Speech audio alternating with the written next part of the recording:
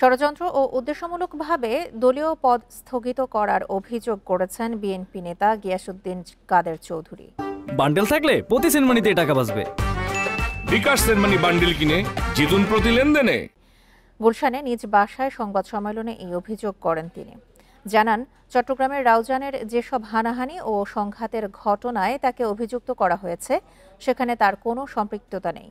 বলেন, পদ স্থগিতের বিষয়ে অত্যন্ত তাড়াহুড়ো করা হয়েছে, যা অশোভনীয়।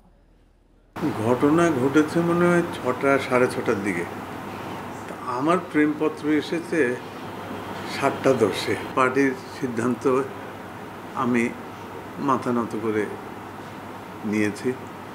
সময় প্রমাণ করবে ওয়েদার সিদ্ধান্তটা সঠিক ছিল কি। যারা মাঠের রাজনীতি করে তারা মাঠ ধরে রাখার চেষ্টা করে, আর যারা মাঠের রাজনীতি করে না তাদের খেয়ে না খেয়ে তারা সব সময় ষড়যন্ত্রে লিপ্ত হয়।